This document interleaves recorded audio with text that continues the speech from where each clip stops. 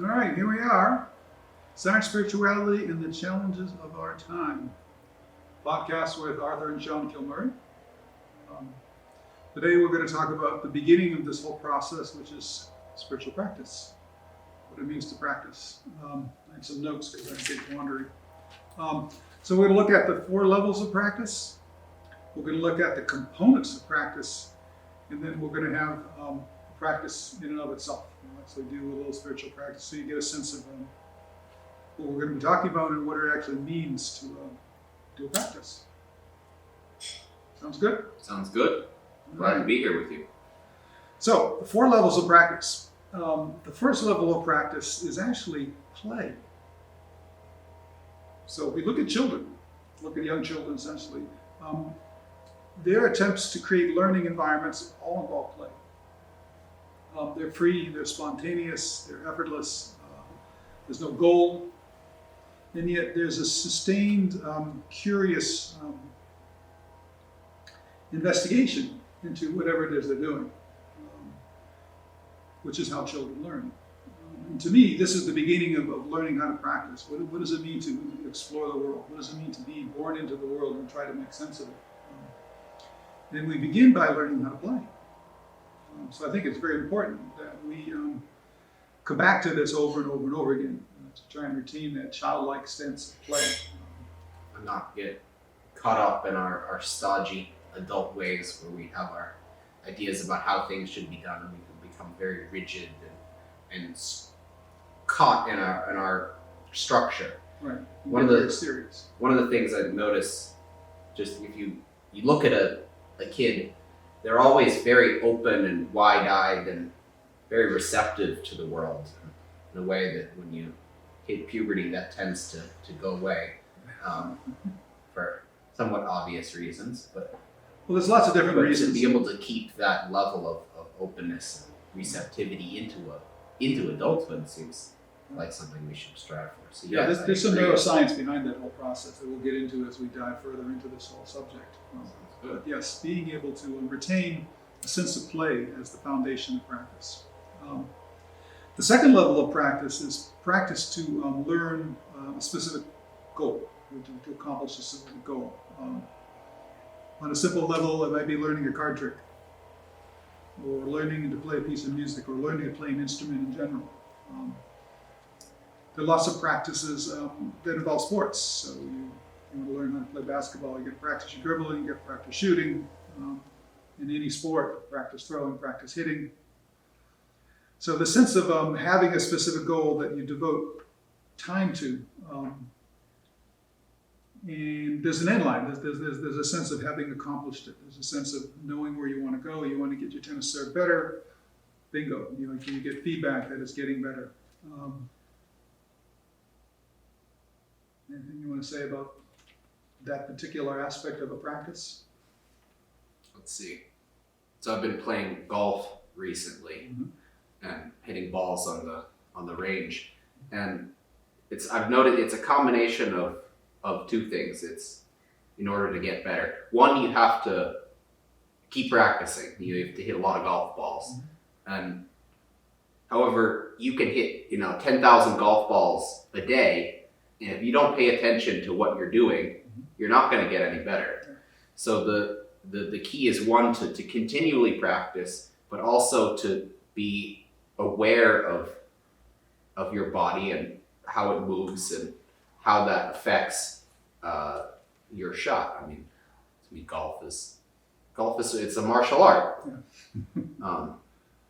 And so you have to. It's both the combination of analyzing what you're doing and feeling what you're doing and feeling how that benefits your shot or is detrimental to your shot. If you have a nasty slice, like what in my grip, what in the way I move my legs, what in my backswing caused that to happen. And so I think there's plenty of people who they go and they hit golf balls and they never get any better, and they don't really know why. They're like, well, I keep practicing. Why am I not getting better? And it's because they're not taking they're not properly analyzing what they're doing and how that's they're not feeling what they're doing. I think analyzing might not be the best word. They're Yeah, we're actually going to pick up on that in the second part when we talk about the specific components of practice, but that's absolutely true. There has to be someone's monitoring what's happening as opposed to just plain doing it. I'm just putting that out there as a specific type of practice where you want to gain a specific skill, specific intention, a specific set of processes, a possible end point in mind. The third level of practice, I call practice as exploration. Here I look at almost scientific research as a form of practice, where you don't necessarily have a goal in mind other than to go into the unknown and see what's there. There's something about opening to, you're not quite sure what you're looking for, you're not quite sure where you're going to go, but something is moving you in that direction. And you devote time and energy into this entry into the unknown, this entry into mystery. So it shows up in both spiritual practice and in scientific endeavor. And the best scientific discoveries often come out of total surprise. Penicillin was discovered totally by accident. The Big Bang, the end of the Big Bang was discovered totally by accident. The background radiation, when they were trying to figure out why their radar wasn't working. They stumbled onto the origins of the universe quite by accident. But they were open enough to... Yes, that's just what I was going to be. Right? That they're, to be open enough that when something happens that is not necessarily what you're going for, but to be able to pull something out of it and to be able to recognize that you made a brilliant discovery, even if it wasn't what you were originally going for, requires a level of openness and receptivity we should work on cultivating. Right. So that's like being open to the unknown, being open to revelation. Not necessarily only zeroing in on this thing and eliminating everything else. So it's kind of a very wide scope exploration, wide scope focusing of your attention. The fourth level of practice is unique to spirituality. And it's turning the lens of inquiry back onto the inquirer. It's not what are you doing, it's not the functions of what you're doing. Who is the doer? Who is the actor? Who is the seer as opposed to the seen? Like in scientific exploration, you may go off into the rainforest and study all the different plants and the different birds and the insects and whatever. Or in astronomy, you study the different celestial bodies. In medicine, you just study different diseases. But here, we're turning the focus back on who is doing the studying. Who is the seer? Who is the seer who is looking? Who is the I who is having this experience? And that's a very unique inquiry into the self that you only see in spiritual practice. And that's what we're going to get into when we actually start looking at our practice, is that sense of what does it mean to inquire about the nature of the inquirer? So you don't see this anywhere else but very specific spiritual inquiry. You don't see this, you're not taught this in school, we're not taught this in the scientific world. In fact, in science says it's often you can't do that. Science pretends to be objective, but that's an illusion. Well, yeah, one of the flaws of the scientific method is that you have to create a hypothesis. And in order to create a hypothesis, you have to pull from your existing body of knowledge to try and guess about how something might function. And so there's an inherent confirmation bias in that. But we don't have it's the best we got. We work with what we have available to us. It's the same thing as where we're given our body and our mind, and you have to work with what you have, imperfections and all. Very good. All right. So those are the four types of practice. Practice is play, practice to gain a specific goal, practice is an inquiry into mystery of the world, and then practice as an inquiry into the self, into the one who is doing the inquiring. So now the components of practice, the second piece. All of these practices require, number one, a sense of discipline. Now, for some interesting reason, children's curiosity is their own discipline. You don't need to tell a child, you have to go out and play today. But as they get older, you may have to tell them, you have to do your homework. Right? You have to focus on your algebra. I know you don't want to do it. You have to factor some of that writing assignment. It's not the best, most fun thing for you, I know, but can you devote some time and energy and effort into this? So the idea of developing a sense of discipline or willpower is the first thing. One could look at willpower or discipline as the ability to focus the flow of attentional energy and the flow of information. So we get into the real interesting aspect of it is, what does it mean to pay attention to something? What does it mean to focus our attention? What is attention? And it seems like there, from a very broad perspective, there are 4 ways in which we can look at what attention is. This is called focal attention, which is, I'm now paying attention to you guys listening. I'm paying attention to Sean. I'm paying attention to, the microphone sitting here. So I'm guiding my attention towards a very specific object consciously, making a conscious choice. There's something called non-focal attention, which is very interesting. It tends to show up when you're walking down the street, when you're getting in and out of your car. You may choose to be on your way to the store and you have a shopping list in your mind and you're going over the shopping list as you get in and out of the car. But somehow, amazingly enough, you don't trip and fall, you don't bang your head on the door. Some part of you is monitoring your walking and opening and all these things that tend to be mechanical and unconscious, but they're actually conscious. They're actually taking place in the present moment. They're just non-focal. They're just below the level of our awareness, but they're very much happening. There's a focus of the attention on those things. And if we weren't focused on those things, we would bang our head on the door. We'd trip and fall over a rock or something like that. So focal attention, non-focal attention. Well, and it's interesting to me how non-focal attention works, and I'll give an example. This was, I've probably done it since, but the example I'm thinking of is back in high school. It was a weekend day, and I had to go to the hardware store to get something, and so I get in my car, and I'm going to the hardware store, but I'm thinking about, I don't remember exactly, but my mind was off, and 10 minutes in, I found that I was driving to school. Yeah. I was, distracted to the point, but my non-focal attention was so habituated to going towards school. I managed to drive partway there, totally missing where I was actually trying to go. I thought that was sort of funny, but that's not an uncommon experience. I think a lot of us have had similar experiences where we certainly have a certain set of habits, and then we don't follow those habits. Yes, exactly. I mean, the irony of it now is the cell phone now tells us, "Oh, you're on your way home, huh?" No, I haven't even started to go home yet. How did you know? 45 minutes, don't I? Well, I always like it when it's wrong. It's like, 45 minutes to go home, like, I got you, I'm not going home. You will not control my behavior. The second part of the attention between focal and non-focal, and this actually is an interesting phenomenon, is guided and pulled. And guided is when we very specifically choose where our focal attention goes. In other words, I have to sit here and think about, okay, I'm going to pay attention to these words, or I'm going to pay attention to what I'm reading. And I'm making a conscious choice to pay attention to things other than things that might distract me. So it's eliminating distractions and really holding my attention on a particular place.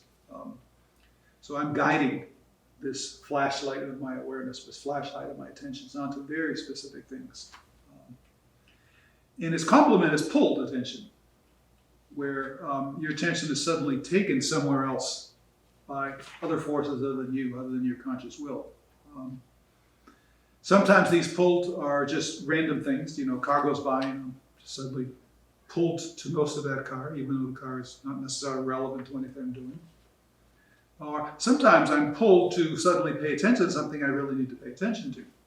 I'm driving down the street and my attention, I'm looking forward, and all of a sudden I notice something out of the side of my eye, and my attention is pulled to this young child who's about to run in front of my car or might possibly do that. So sometimes pulled attention is something that can save you or protect you.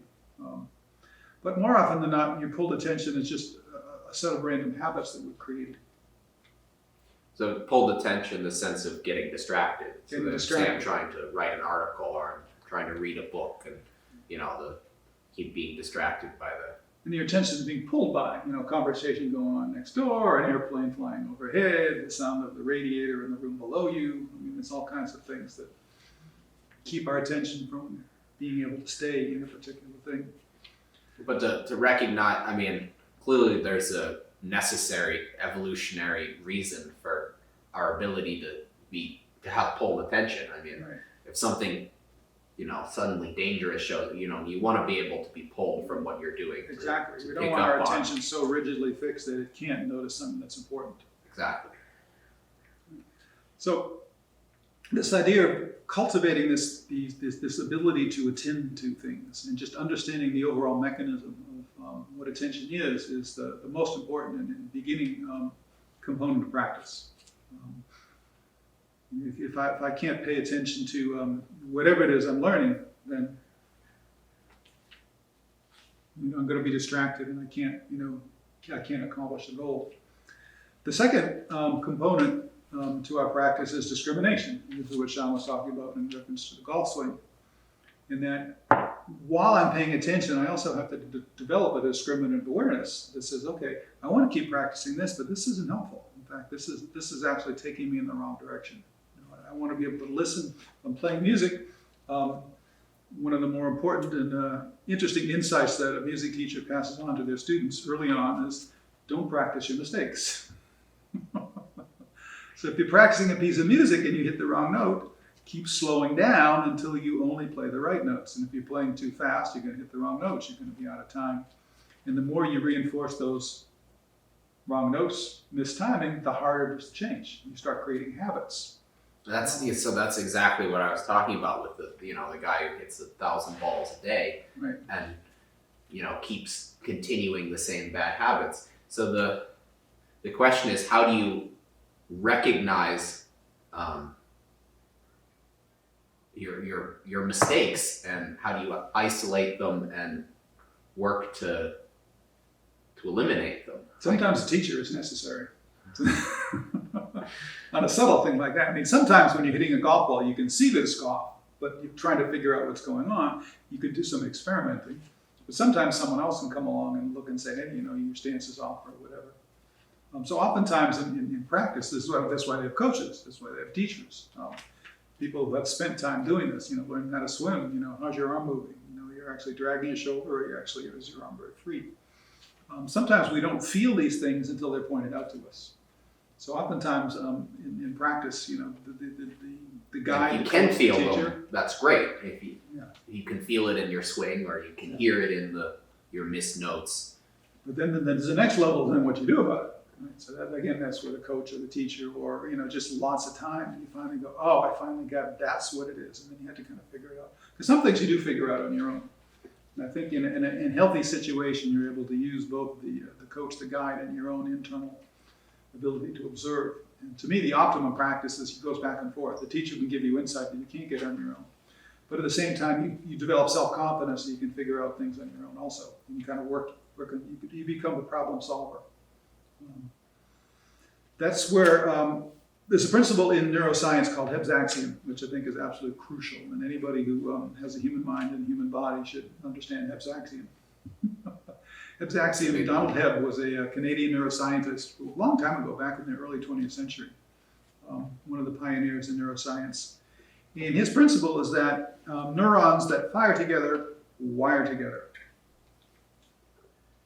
which basically means that if I create a particular movement with my body, I'm creating a neuronal pathway. The energy is flowing in a certain pattern. And the more I repeat that, the stronger the neuronal pathways that support that movement.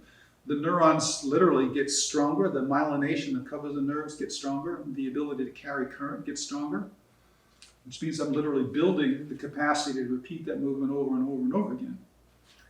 The converse is that if I'm creating a negative habit, a habit that I don't want, it gets harder and harder not to do it because the energy just wants to go in that pattern. The energy wants to flow that way. This is really true when you start working with meditation. What we realize is that most of our mental processes are all habitual.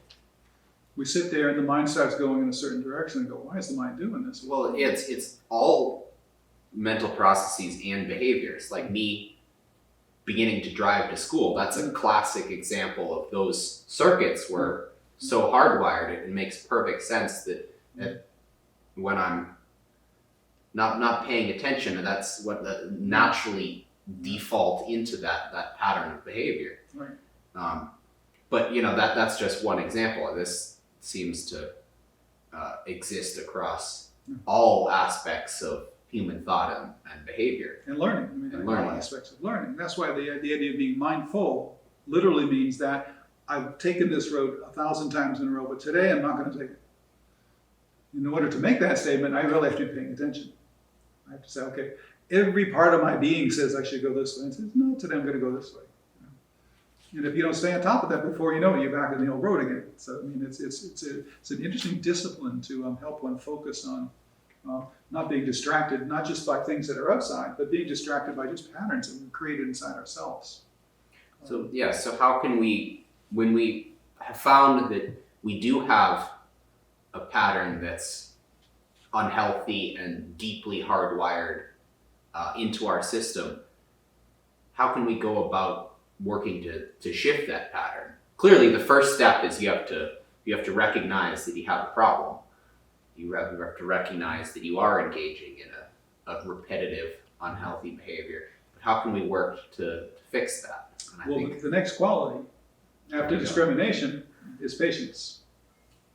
And being able to have understanding in the much larger context that if I've created this habit over 10, 15, 20, or 30 years, it's not going to go away in the next 5 minutes. It's not going to go away in the next 5 days. It may not go away in the next 5 years. I mean, it may take a long period of time. So patience is the quality that recognizes that my intention is to transform this habit. But the conditioning is so strong that I have to be willing to say, okay, whoop, slip back, whoop, slip back, whoop, slip back. So therefore, having a sense of deep patience. Another component is having the mindset of what's called kind intention. In other words, it's very easy to get frustrated and say, I'm doing it wrong, and it's not supposed to be this way, and I should be able to get this, and I should be able to figure this out. And then you start getting very self-judgmental. then you start to beat yourself up, and that's just ultimately unhelpful. So part of patience is Waste of energy. is self-compassion and kindness. Just be kindness to yourself. This is a difficult process. It's not easy. Tiger Woods changing his golf swing took some years. Anybody changing their mental habits takes a long period of time. So being very patient and self-compassionate is very, very important. The final piece in this basically these components of practice, which is be able to work with attention and understanding how to keep our attention focused in global, going back and forth. Two, discriminating, developing discriminative awareness so we can make sense of what we're receiving and then make choices. I want to support this, I want to nurture this. Kind of like weeding a garden. You want this is a flower, I want to keep this as a weed, we need to pull it out.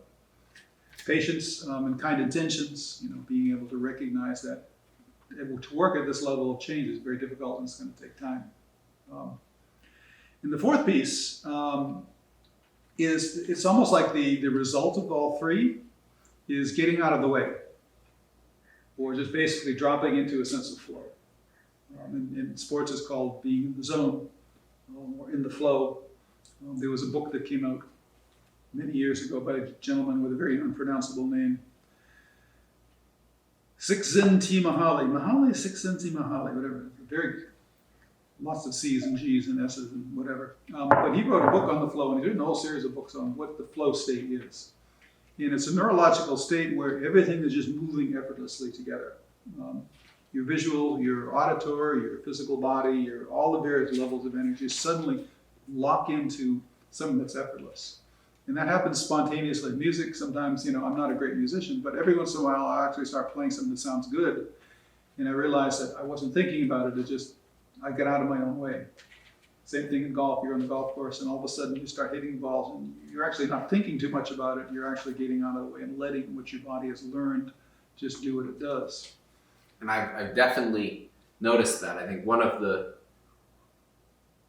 keys is to be able to relax into a state.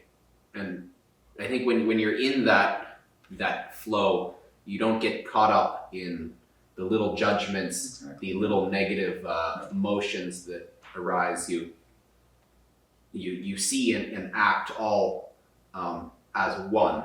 It's not interrupted by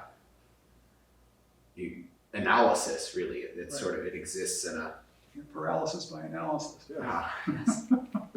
Yes, you get out of their own way, and there's something about the psychological urge to want to control things, and you literally, if you can drop that, that's where, as a somatic practice, as we get into, we talk about spiritual practice and somatic, from a somatic side, it's a whole body experience. So obviously, physical efforts are embodied movements, sports, athletics. Things like meditation and science or whatever, it actually is an embodied state, even if you don't realize it. When you're working in a laboratory or looking through a telescope or a microscope or analyzing computer data, your whole body is actually participating in those moments, not necessarily consciously. But when the whole body is present, it offers that possibility of flow. When the whole body gets left behind, then it becomes strictly a psychological phenomenon, and you miss a huge amount of insight, a huge amount of energetic possibility, and those deeper states of flow that come from when the whole body is participating.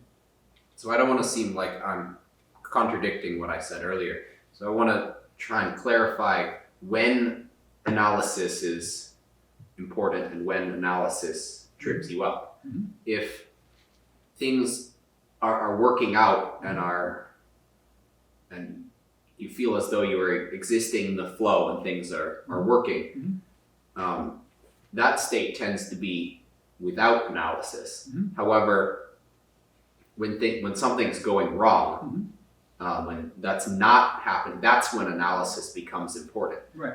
You step back and say, okay, what might that be? And then you Why tweak, is this you tweak not this, working? you try this, you try this, and then you go back to the flow state. And then you go back to, okay, let's experiment. Let's see if this works.